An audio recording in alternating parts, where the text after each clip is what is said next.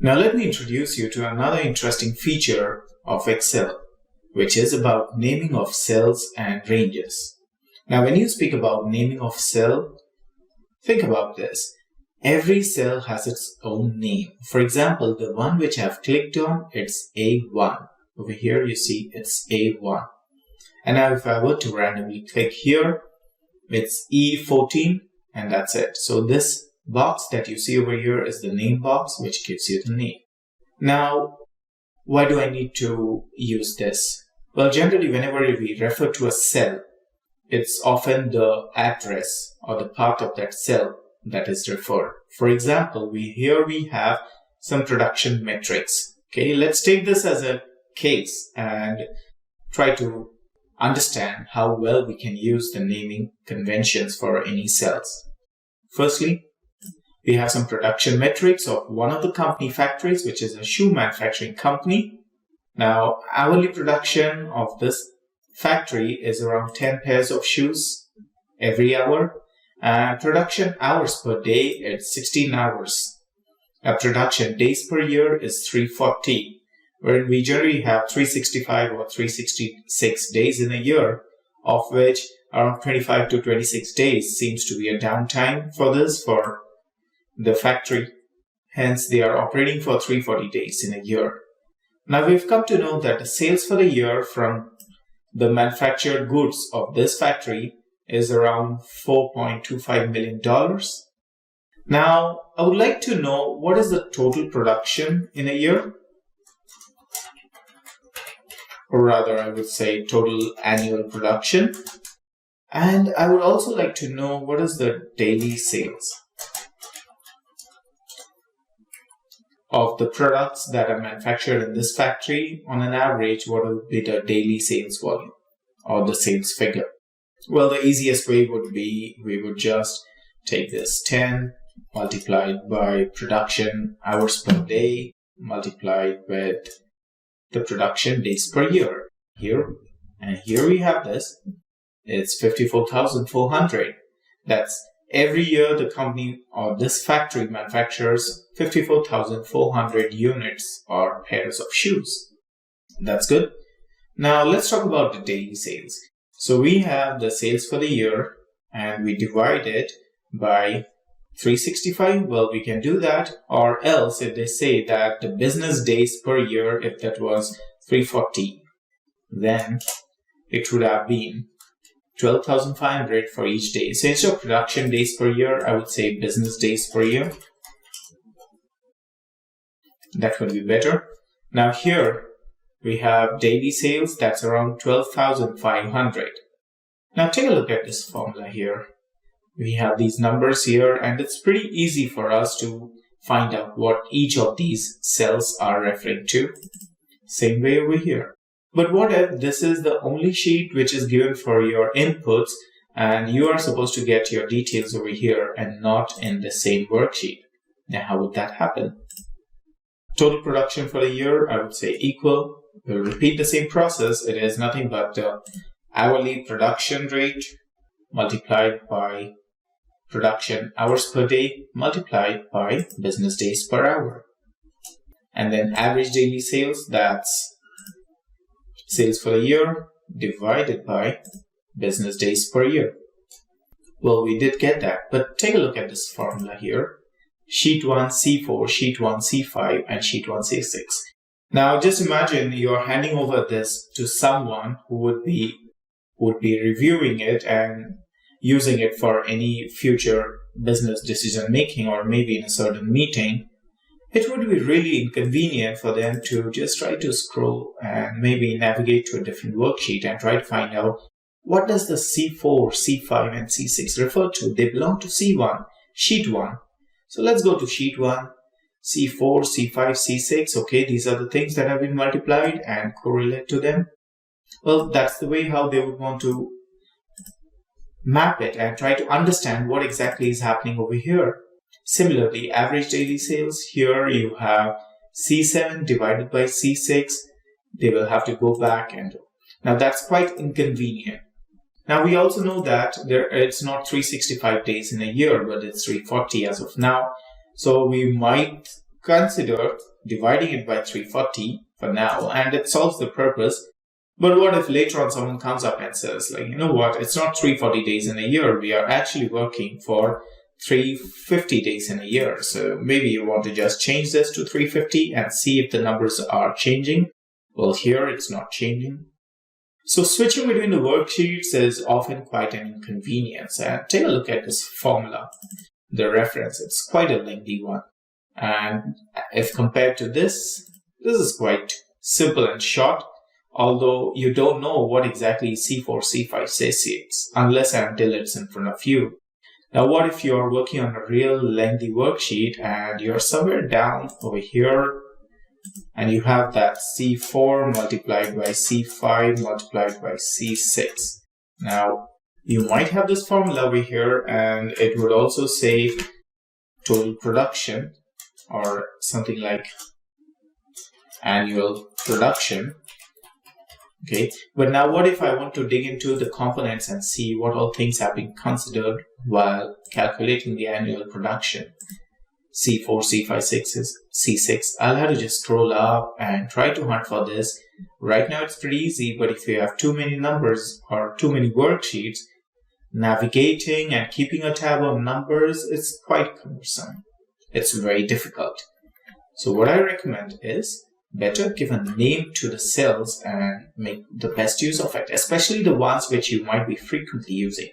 Let me tell you how. You have production hours per day, and that's 16. And this is C5. The name is C5, but how about me changing this to hours per day? I just need to click over here in this name box, clear this off. I would say hours per day. Now, either you can give the name this way or you can use an underscore to separate each word, and that's fine there as well.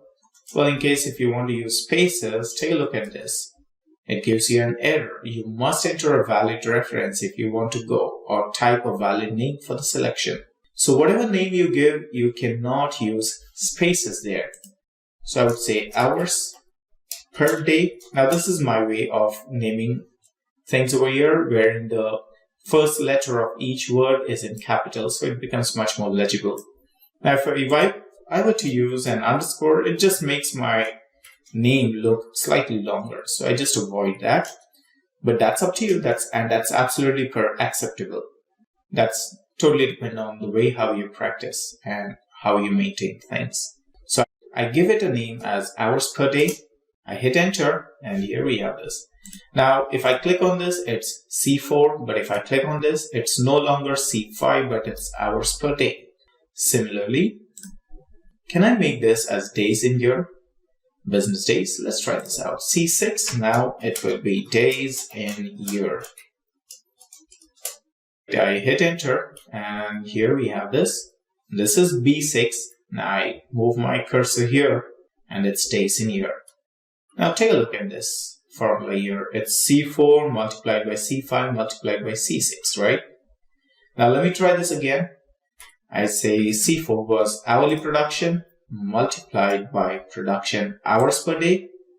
Wow, take a look at this. Multiplied by business days per year, that's days in year. And the moment you give a name to a particular cell or a range, Excel identifies it, and whenever you're typing, for example, if I were to type this manually, like multiplied by days, you see, I see a list of functions here. Well, at the same time, I type days, and I have this here, the name.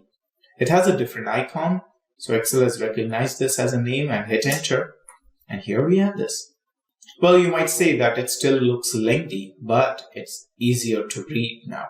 Let me show you how. I'll undo this. Let me take you here. Here I say equals to, I have hourly production rate multiplied by hours per day multiplied by days in year. Hit enter, you have this. Now, the beauty over here is that whomever you hand over this file to or this data to, they might have to struggle with C4 because we did not name it. Maybe you might want to give a name to that as well. But they definitely know whatever numbers that you have here it's being multiplied with hours per day and days in year. Now, when you're talking about total production for the year, and you have the year and hours per day, it's most likely that what you have multiplied over here is production per hour. Logically, that's how it would fit in. So maybe A, they would try that, or might we just go back and check out. But at least they are for sure that this is what it means, hours per day and days in year. Now, here we can apply the same thing. Here we have the sales for the year divided by days in year. That's it. Now, whoever reads these formulas, they can easily identify what they represent here. Well, in case if they want to just go back and see, they can also take a quick look here and they can see. Now, just imagine someone comes up and says it's not 350 days in a year. Okay, we are actually working for 345 days in a year.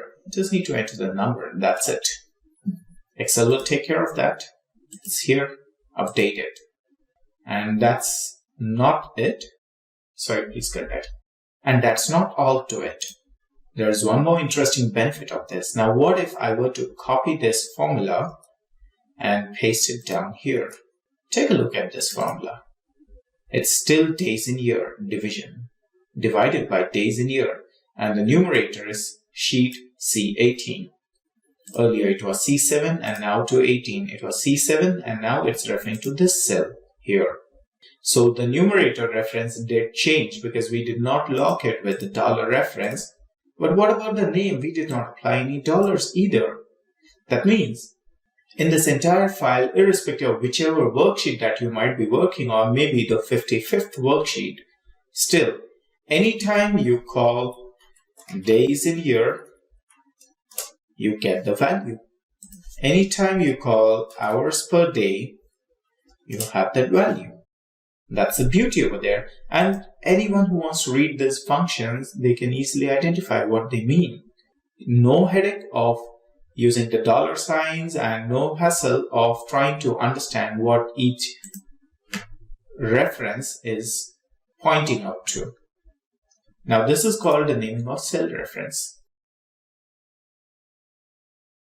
Now, let's say you gave a name to the cell and there is something wrong. You know what? Maybe the hours per day, you have misspelled it. Now, it would be really bad. Let's say day. Okay, now if it is per day, I hit enter. I can see the name over here.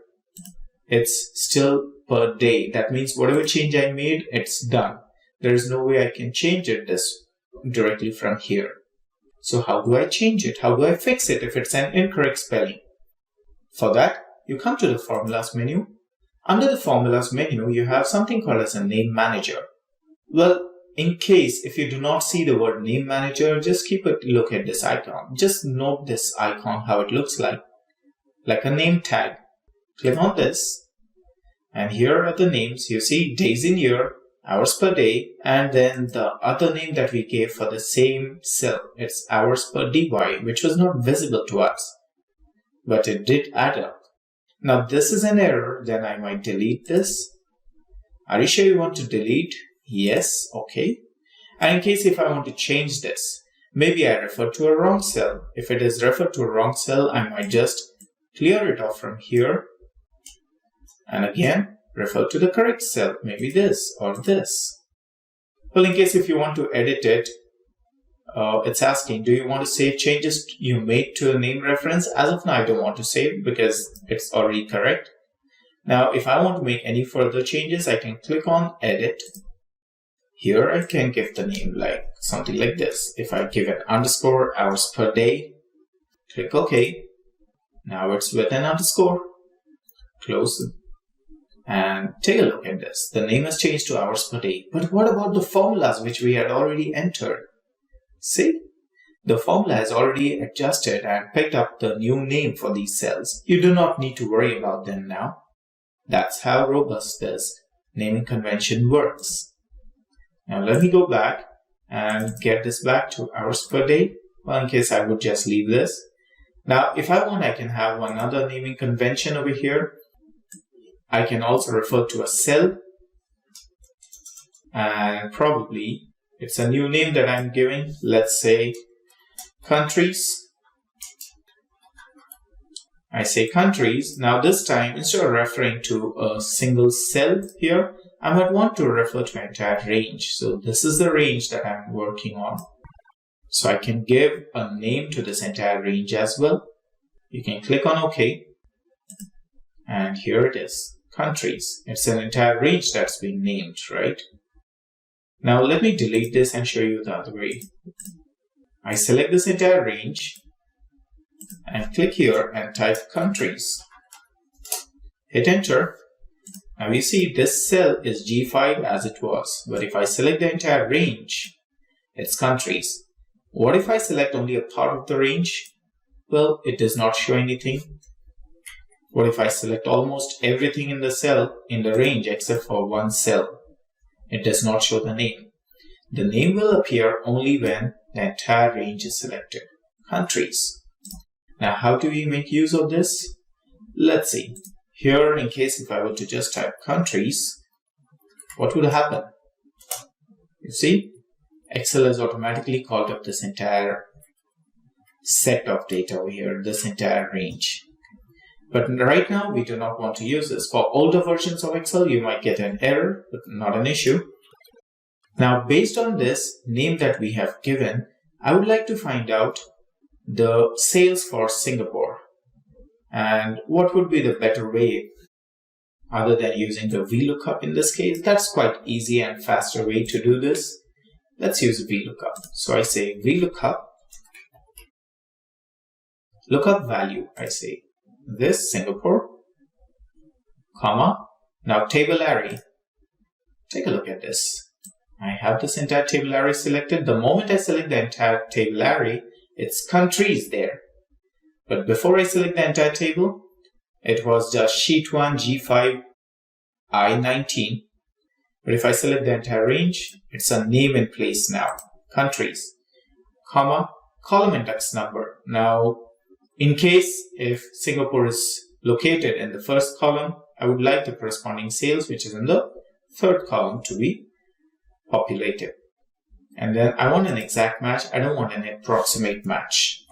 Close the brackets, and here we have this.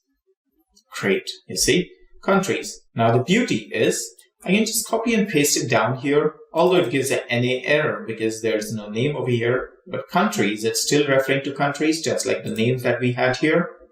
Maybe I might give USA as the name over here, and see, 484. That's it. Singapore had 239. That's the story here. So you do not have the hassle of locking the entire range, of using the dollar signs. You can just give a name to this entire set.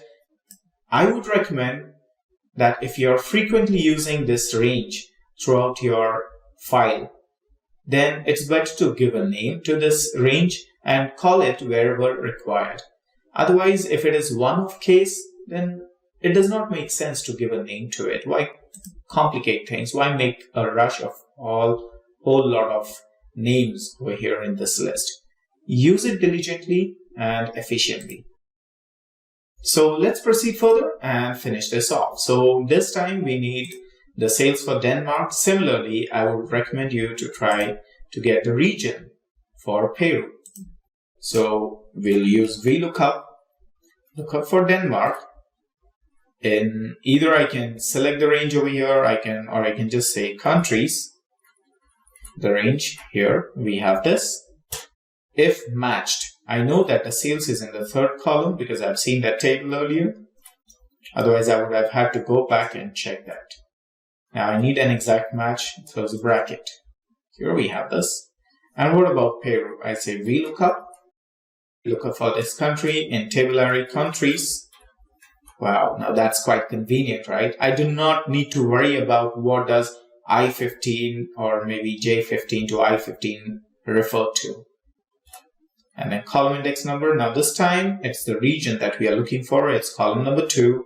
Range lookup is exact match and close brackets. Here we have it, Latin America. Now this is the region, the area that is starting from G5 to I20. So if I were to select G5 to I20 and refer this in my VLOOKUP, it would still work. Okay, that is like G5 to I20, but this is under sheet 1. So it should look something like sheet 1 exclamation, and hit enter. It still works. But now take a look at this formula. How will I find out what does this refer to? I will have to scroll all the way and navigate all the way to sheet 1 and then identify where is G5, I20. And what if you had humongous data over here? Remember, there are more than 120 countries globally, irrespective of whether some of them are recognized, some of them are not recognized. That's not the point, but there are more than 130 countries out over there. It's a huge list. It's really painful to scroll all the way up and down every time. But if you have a single list over here by the name countries, something like this, you do not need to worry about that. All you need to remember would be how's the table structured. You have first the countries, then the region, and sales. Maybe if you have capitals, you can add that, or maybe population as well. And that's absolutely fine. So this is the beauty of naming of cells and ranges. When we selected this set of cells over here, that's called naming of range. And in case if you make an error while giving a name, or if you refer to a wrong one, or let's say here I have something like capitals, a new column added over here. Now I also want this to be added within the name range. So just come here. We have countries here. Either I can double click or click on that edit here. That's fine. Or it allows me to directly change the reference as well. So I select this. I click here. Well, in case if you want, you can also select the headings. That's up to you and as per your requirement. This time I'm also highlighting capitals. Great. I have made provision for that within this limit. Click close. Do you want to save changes made to a reference? Yes. And that's it. Now see again. Now if I select this, it's no name here. But the moment I select the entire table, including the capitals, there we have this. Countries. And that's the beauty here.